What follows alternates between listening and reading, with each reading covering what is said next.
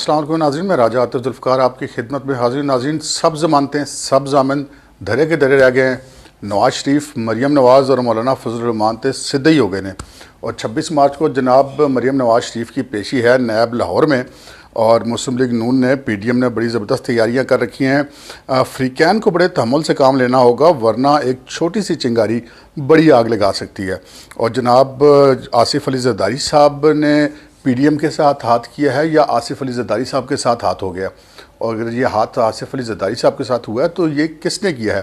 ان موضوعات پہ ہم بات کریں گے. اس سے پہلے کہ ہم اپنے پروگرام کو آگے بڑھائیں، آپ سے گزارش ہے کہ اگر ابھی تک آپ نے ہمارا چینل سبسکرائب نہیں کیا تو پلیز اسے سبسکرائب کر لیجئے، اور ساتھ ہی بیل آئیکن بھی دبا دیجئے تاکہ جو ہی ہمارا کوئی پروگرام اپلوڈ ہوتا ہے تو اس کا نوٹیفیکیشن فوری طور پر آپ کو موصول ہو سکے.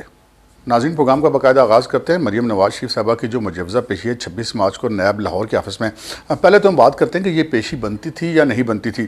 اگر ہم نیب کے ٹریک ریکارڈ کو دیکھیں اور جو سپریم کورٹ کی طرف سے نیب کے بارے میں جو ریمارکس دیے گئے ہیں، جو فیصلے لکھے گئے ہیں، ان کے پیش نظر تو یہ بالکل کلیئر کٹ ہے کہ نیب جو ہے وہ سیاسی اکھاڑ پچھاڑ کا ادارہ ہے. سپریم کورٹ قرار دے چکی ہے، ہم نہیں کہہ رہے. سپریم کورٹ سے بڑی پاکستان میں کوئی عدالت بھی نہیں ہے. تو اس حوالے سے کہ دیکھا جائے تو نیب ماضی میں جو لیڈرشپ پروڈیوس کرتا رہا ہے، وہ منظور وٹو صاحب جیسی اور سید فیصل صالح یاد جیسی اور عارف نقی جیسی اس قسم کی لیڈرشپس جو ہے وہ ماضی میں پروڈیوس کرتا رہا. موجودہ صورتحال میں نیب سیاسی اکھاڑ پچھاڑ میں اپنا کردار ادا کر رہا ہے، یا کہ یہ کردار اسے ادا کروایا جا رہا ہے. آج رانا ثناء اللہ نے ایک گفتگو کی ہے میڈیا کے ساتھ، اس میں انہوں نے کہا کہ جناب چیئرمین نیب صاحب کی ویڈیو پہلے بھی منظر عام پر آئی تھی، جس کے بعد سے وہ جو حکومت چاہتی ہے وہی کرتی ہے. لگتا ہے کہ وہ جو ہیں احتساب کہ جو مشیر ہیں شہزاد اکبر صاحب، ان کے پاس چیئرمین نیب کی اور بھی بہت ساری ویڈیوز ہیں. تو انہوں نے کہا کہ جناب اگر وہ 5-7 نہیں، اگر 500-700 بھی ہیں تو قوم چیئرمین نیب کو معاف کرنے کے لیے تیار ہے، لیکن وہ اس بلیک میلنگ سے نکل جائیں اور قوم کے سامنے ساری چیز کو لے آئیں. دوسری طرف اگر ہم چیئرمین نیب کو دیکھیں تو ماضی میں بھی ان کا جو ہے وہ کردار مختلف چیزوں کے حوالے سے خاصا متنازع رہا ہے. وہ جو ایبٹ آباد والا کمیشن تھا، اس کمیشن کی رپورٹ بھی آج تک نہیں آئی.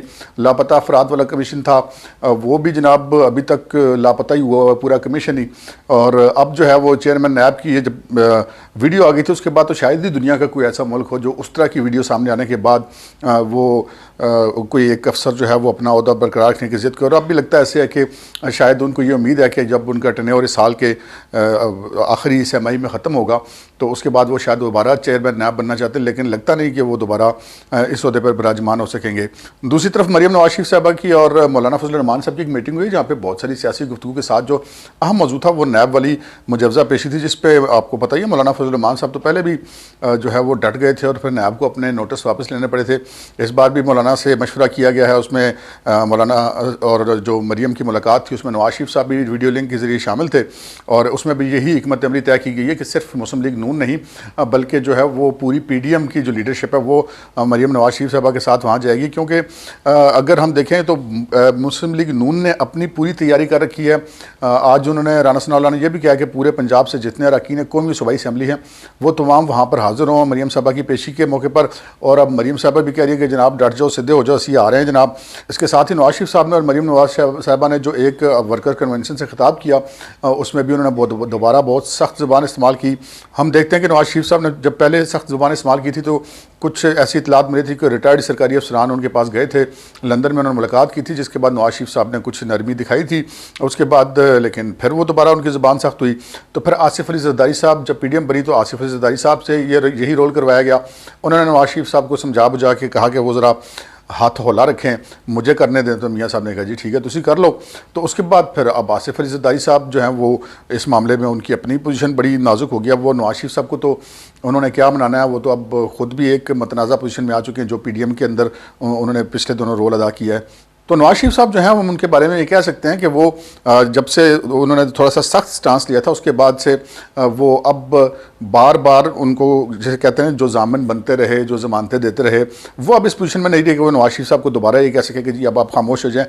اب لگتا ہے کہ یہ لڑائی جو ہے وہ بڑھنے جا رہی ہے. اس میں اگر ہم دیکھیں کہ نیب کا جو موقف ہے جس کے تحت 26 تاریخ کو مریم نواز شریف صاحبہ کو بلایا گیا ہے، وہ ہم یہ کہہ سکتے ہیں کہ اتنا زیادہ مضبوط موقف نہیں ہے قانونی طور پہ بھی اور اخلاقی طور پہ بھی. قانونی پہلو تو اس کا یہ ہے کہ نیب کے پاس تو ایسا کوئی اختیار ہی نہیں ہے کہ وہ کسی کو بلا سکے کہ جی آپ اداروں کے خلاف بات کیوں کر رہے ہیں.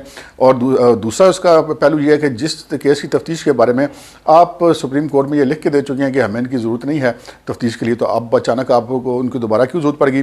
تو یہ قانونی پوزیشن تو ان کی ہوگی بڑی کمزور۔ اخلاقی پوزیشن کی ہم بات کریں تو اخلاقی پوزیشن یہ ہے کہ جب بھی مریم نواز شریف صاحبہ ذرا سخت ہوتی ہیں تو نیب کی طرف سے ایک اور لیٹر آ جاتا ہے کہ آؤ جناب پیش ہو، تو اخلاقی پوزیشن بھی ان کی نہیں ہے۔ ایسے موضوع پہ کہ جب اب مسلم لیگ نون اور جو پی ڈی ایم کی باقی جماعتیں ہیں مائنس پیپلز پارٹی، وہ اب ہم یہ کہہ سکتے ہیں کہ ایک انتہائی سٹینڈ کی طرف جا رہی ہیں۔ اس صورتحال میں جب وہ وہاں پر جائیں گی مریم نواز شریف صاحبہ، تو وہاں پہ جو ایک ذرا سی چنگاری ہے وہ بڑی آگ کو جنم دے سکتی ہے۔ وہ کہتے ہیں کہ چنگاری جتنی بھی چھوٹی ہو اس سے ڈرنا ہی چاہیے۔ اللہ تعالیٰ پاکستان کی خیر کرے، کوئی ایسا معاملہ نہ ہو کہ یہ جو ہے وہ معاملہ کسی بڑے فساد کی طرف چلا جائے۔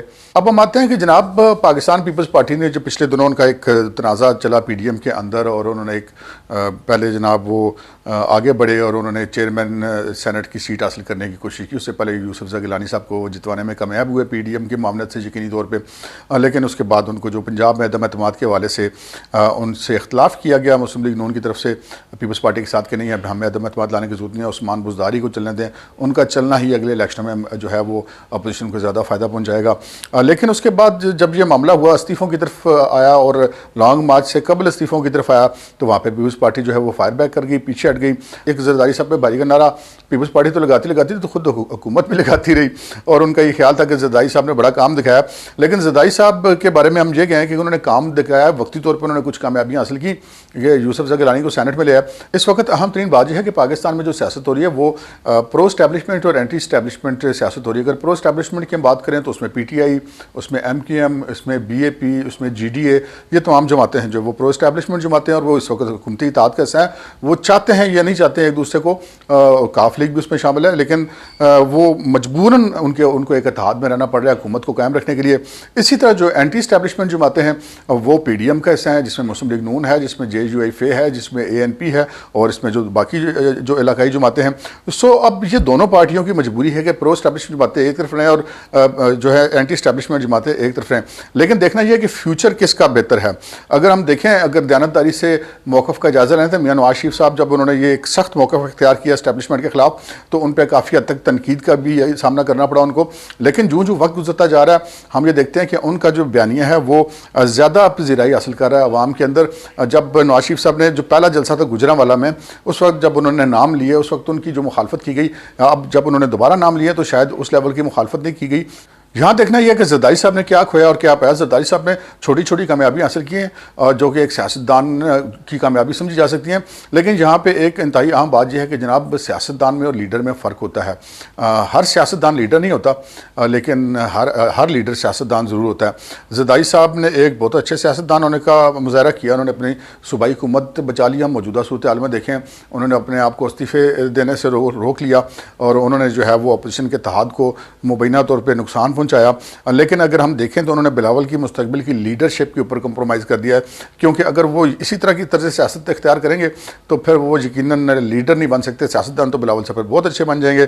سو اگر یہاں پہ ہم دیکھتے ہیں کہ زرداری صاحب کے ساتھ کچھ لگتا ہے کہ کچھ ہینڈ ہوا ہے۔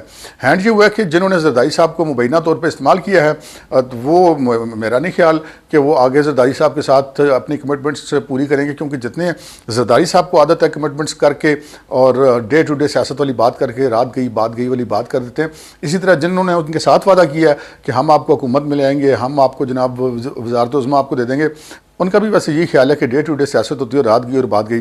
دوسری طرف مولانا فضل الرحمان صاحب کو دیکھیں تو پی ڈی ایم کو سربراہ کی حیثیت سے وہ اس کو بچانے میں اپنی ایک کوشش کرتے ہوئے دکھائی دے رہے ہیں، اور انہوں نے کسی حد تک یہ اطلاع ملی ہے کہ منا لیا ہے نواز شریف صاحب کو اور مریم نواز صاحبہ کو کہ وہ پنجاب میں تبدیلی کے لیے پیپلز پارٹی کی تجویز پہ غور کریں، اور اگر پیپلز پارٹی کی تجویز پہ غور کرتے ہیں تو پھر یقینی بات ہے کہ مسلم لیگ نون پنجاب میں اپنا امیدوار لے کر آئے گی۔